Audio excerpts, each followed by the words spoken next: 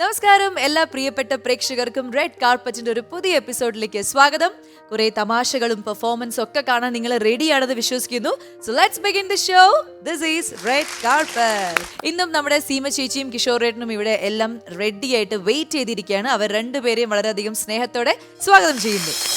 അപ്പോൾ സീമ ചേച്ചി, കിഷോർ ഏട്ട, റെഡ് കാർപ്പറ്റിലേക്ക് ഒരിക്കൽ കൂടി രണ്ടുപേർക്കും സ്വാഗതം. കുറെ വിശേഷങ്ങളൊക്കെ നമ്മൾ പറഞ്ഞു കഴിഞ്ഞു. ഇനി നമുക്കൊരു സെഗ്മെന്റ് ഉണ്ട്, അതായത് ഒരു പ്രാങ്ക് കോൾ സെഗ്മെന്റ് ആണ് ഇനി നടക്കാൻ പോകുന്നത്. അപ്പോൾ നമ്മുടെ ഈ ഷോവിന്റെ ഒക്കെ ഒരു ആരാധികയാണ്, വലിയൊരു ഫാനാണ്. ഇടയ്ക്ക് നമുക്ക് മെസ്സേജ് ചെയ്യുക, കാര്യങ്ങളൊക്കെ ചെയ്യുക, എന്തെങ്കിലും അഭിപ്രായങ്ങളൊക്കെ പറയുന്ന അങ്ങനത്തെ ഒരാളാണ്. അപ്പോൾ നമ്മളിടയിൽ ഇതിനെക്കുറിച്ചൊക്കെ സംസാരിച്ച് 1-2 പ്രാവശ്യം വിളിക്കുകയോ സംസാരിക്കുകയോ ചെയ്തിട്ടുണ്ട്. അപ്പോൾ ആ വ്യക്തിയെ ജസ്റ്റ് ഒന്ന് വിളിച്ചിട്ട് ഒരു സർപ്രൈസ് അല്ലെങ്കിൽ ഒരു പറ്റിക്കൽ അങ്ങനെയാണ്. പക്ഷെ ഞാൻ എൻ്റെ സൗണ്ട് എന്തായാലും പെട്ടെന്ന് മനസ്സിലാവും. നമുക്ക് കിഷോറേട്ടനെ കൊണ്ട് വിളിപ്പിക്കാം. തീർച്ചയായിട്ടും. അപ്പൊ അതായത് ആ വിളിക്കുന്ന ആളെ നമ്മളൊന്ന് എന്താണ് എങ്ങനെയാണെന്നൊക്കെ കാര്യങ്ങളൊക്കെ ചോദിച്ചിട്ട് നിങ്ങൾക്ക് എന്താണ് ഇത്ര ഇഷ്ടം, അങ്ങനെ എന്ത് വേണമെങ്കിലും അതിനൊന്ന് നമുക്കൊന്ന് പ്രാങ്ക് ചെയ്യണം. ആളൊന്ന് പേടിക്കണം, എന്നാ ഒന്ന് എക്സൈറ്റഡ് ആവണം. സോ നമുക്ക് വിളിച്ചിട്ട് സ്പീക്കറിലിടാം.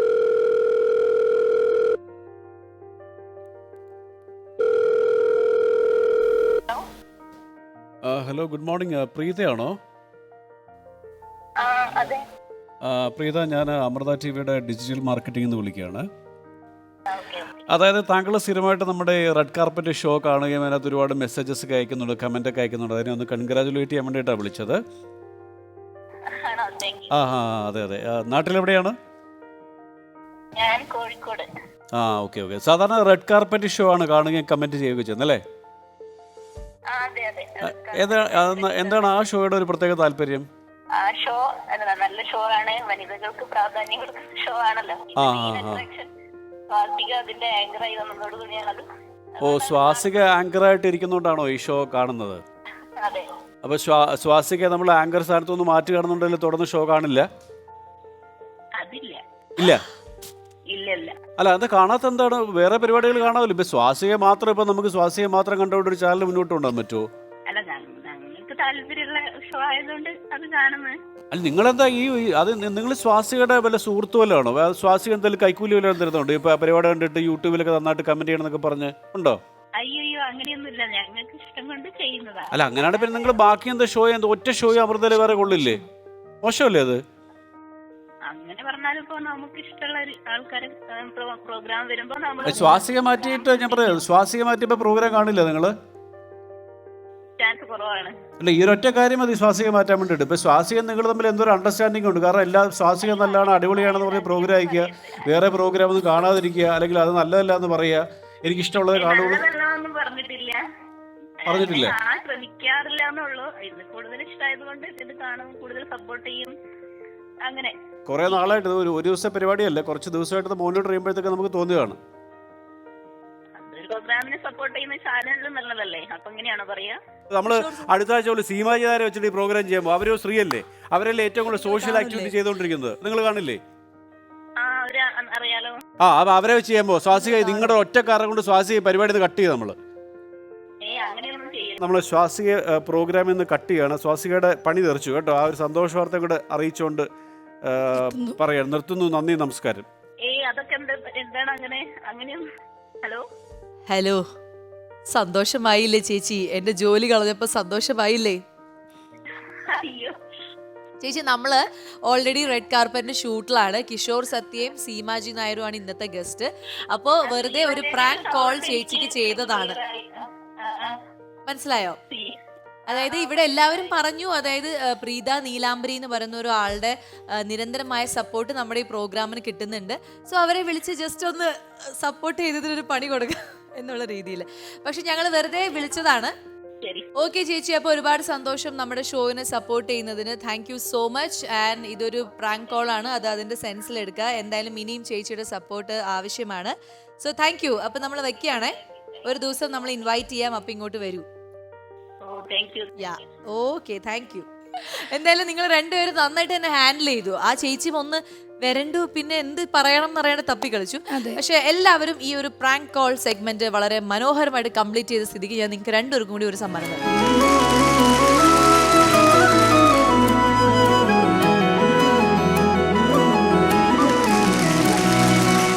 നമുക്ക് ഇന്നത്തെ മെയിൻ സെഗ്മെന്റ് നമ്മുടെ കണ്ടസ്റ്റന്റിന്, നമ്മുടെ പെർഫോമറെ വിളിക്കാനുള്ള സമയമാണ്. ഇന്ന് നിങ്ങൾക്ക് വേണ്ടിയിട്ട് നല്ലൊരു പാട്ടുകാരിയാണ് ഞാൻ റെഡിയാക്കി വെച്ചിരിക്കുന്നത്. ഓക്കെ, സോ റെഡ് കാർപ്പറ്റിന്റെ വേദിയിലേക്ക് വളരെയധികം സ്നേഹത്തോടെ സ്വാഗതം ചെയ്യുന്നു മായ ശ്രീകുമാർ.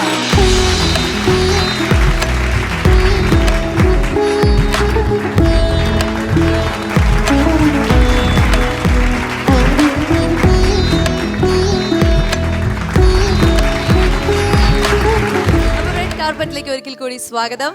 സുഖമായിട്ടിരിക്കണോ? സുഖമായിട്ടിരിക്കുന്നു. പിന്നെ പറയൂ, എന്താണ് ഈ തയ്യലും പാട്ടും ഇത് രണ്ടും കൂടി കൊണ്ടുപോകുന്നു?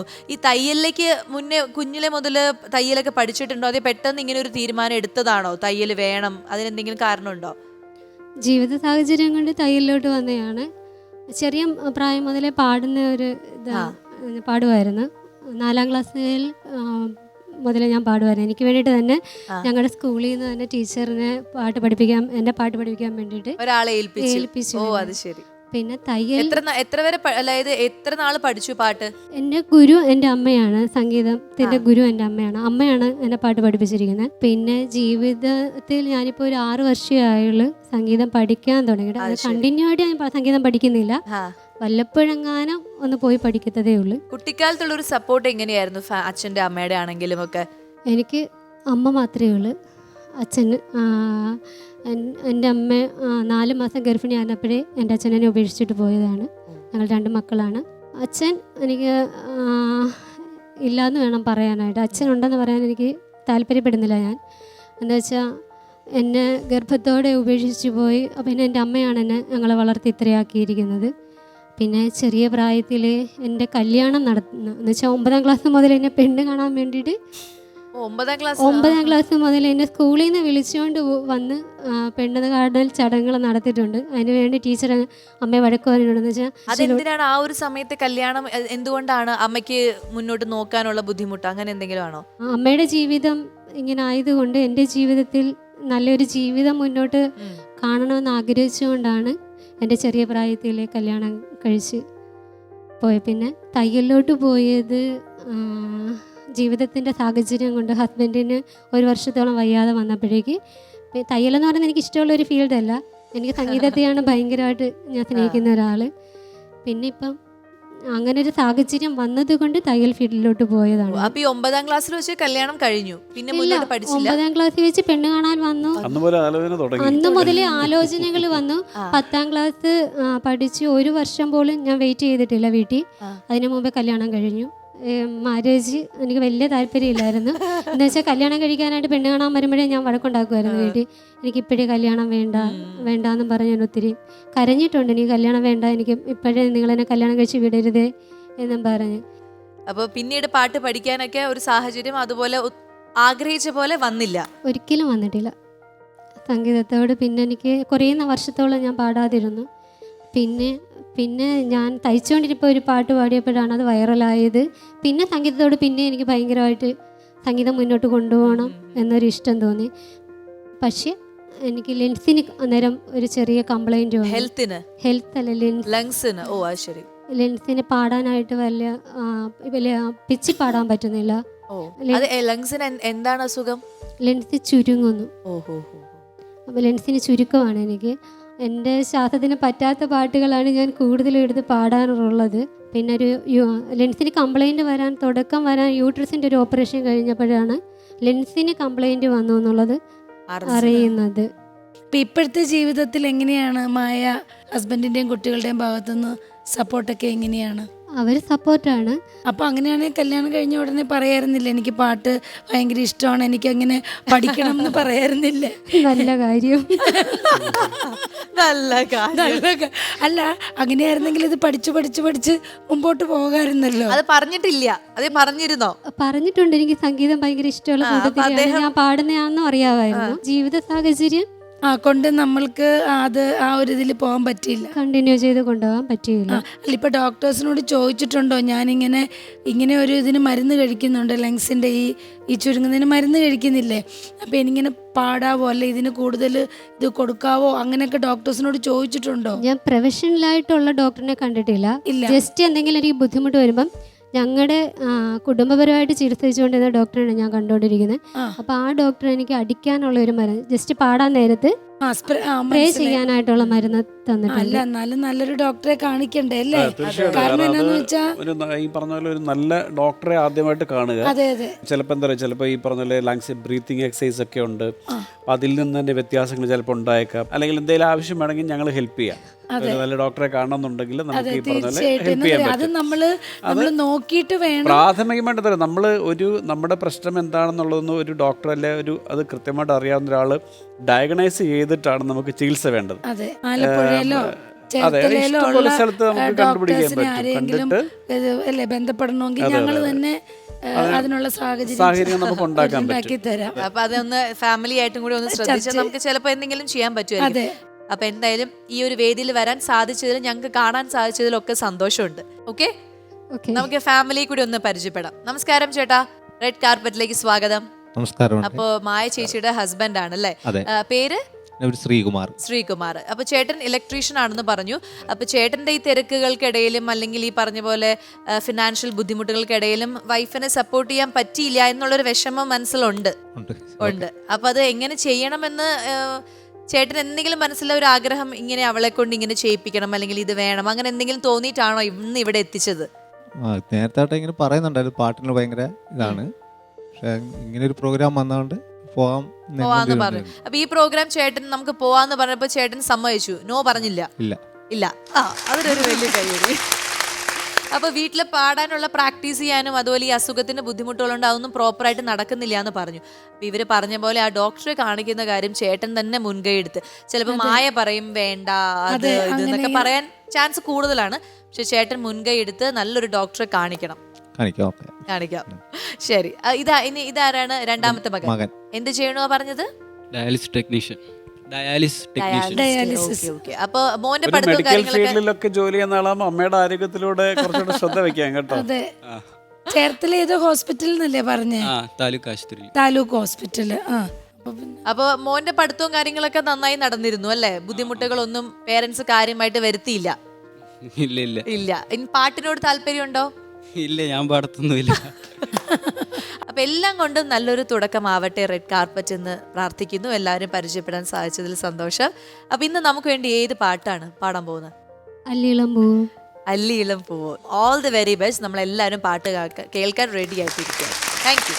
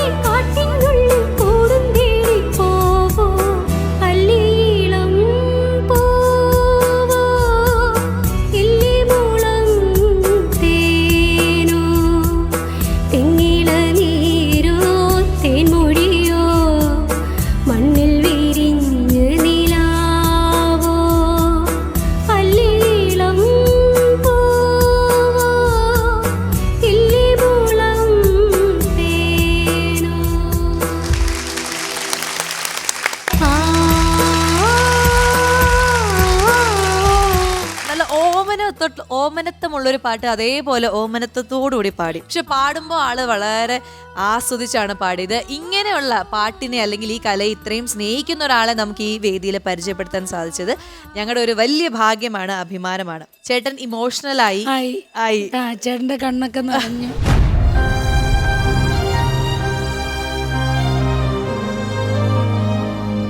എന്തായാലും മനസ്സുകൊണ്ട് ചേട്ടന്റെ സപ്പോർട്ട് ഉണ്ടെന്നുള്ളത് തെളിഞ്ഞിരിക്കുകയാണ്. അത് ആ കണ്ണുനീരിലൂടെ വന്നിരിക്കുകയാണ്. അപ്പൊ ആ ഒരു കാര്യത്തില് ഇത്രയും വലിയൊരു വേദിയിൽ ഒരു സ്റ്റേജിൽ ആദ്യമായിട്ടായിരിക്കും അല്ലേ മായാണോ? അതിന്റെ ആയിരിക്കും, അദ്ദേഹത്തിന്റെ സന്തോഷം കൊണ്ടായിരിക്കും ആ സന്തോഷാശ്രികൾ. മായയുടെയും ഭാഗ്യമാണ് അത് കേൾക്കാൻ, ഞങ്ങൾക്കും ആ ഭാഗ്യം ഉണ്ടായി അല്ലേ? ജീവിതത്തില് ഈ പ്രശ്നങ്ങളും പ്രയാസങ്ങളും ഇല്ലാത്ത ഒരു മനുഷ്യരും ഇല്ല. മായക്കുള്ള പോലെ നമ്മളൊക്കെ ഞങ്ങളെല്ലാവരും ചിരിച്ച് സന്തോഷിക്കും. നമുക്ക് നമ്മുടേതായിട്ടുള്ള പ്രശ്നങ്ങളുണ്ട്, ഇഷ്ടംപോലെ പ്രശ്നങ്ങളുണ്ട്, കൂടാരമുണ്ട്. ഒത്തിരി പേര് ലോകമെമ്പാടുള്ളവരിപ്പം മായയുടെ പാട്ട് കാണുമ്പോൾ ഇത് നമുക്ക് ചിലപ്പോൾ നാളെ എന്ത് വ്യത്യാസമാണ് ഒരുപക്ഷെ റെഡ് കാർപ്പറ്റ് വഴി ജീവിതത്തിൽ ഉണ്ടാകുന്ന പറയാൻ പറ്റില്ല. അങ്ങനെ സംഭവിക്കട്ടെ. വരുന്ന കാര്യത്തിൽ ഞാൻ ടെൻഷൻ അടിക്കും, പക്ഷെ എനിക്ക് എൻ്റെ എല്ലാ കാര്യങ്ങളും വിജയത്തിൽ എത്തിക്കുക എന്നുള്ളതാണ് എൻ്റെ മനസ്സിൽ. അല്ലാതെ ഞാൻ തകർന്ന് നിൽക്കുന്ന ഒരു വ്യക്തിയല്ല ഞാൻ. എന്ത് വിഷയം വന്നാലും നേരിടാനുള്ള ഒരു മനസ്സുണ്ട് എനിക്ക്. സ്ത്രീ ശക്തിയാണെന്ന് തെളിയിച്ച് മുന്നോട്ട് പോവാ. ആൻഡ് നമുക്കൊരു സമ്മാനം കൊടുത്ത് മായ ചേച്ചി വിടാം. Thank you so much. നിങ്ങളുടെ പ്രസൻസ് എന്ന് പറഞ്ഞത് വളരെ വലുതായിരുന്നു. കാരണം എല്ലാം കൊണ്ടും ഈ ഷോയ്ക്ക് ആപ്റ്റ് ആയിട്ടുള്ള 2 വ്യക്തികളായിരുന്നു നിങ്ങൾ. അതിപ്പോൾ മായയെ സംബന്ധിച്ചാണെങ്കിലും ആ ചേച്ചിക്ക് ഒരു ആശ്വാസം നിങ്ങളുടെ വാക്കുകളിൽ നിന്ന് കിട്ടി. കണ്ടുകൊണ്ടിരുന്ന പ്രേക്ഷകർക്കും ഒരുപാട് സന്തോഷം. ആൻഡ് നല്ലൊരു എന്റർടൈൻമെന്റ് ആയിരുന്നു. സൂപ്പർ. അപ്പോൾ നമുക്കൊരു സമ്മാനം മായ ചേച്ചിക്ക് നൽകാം.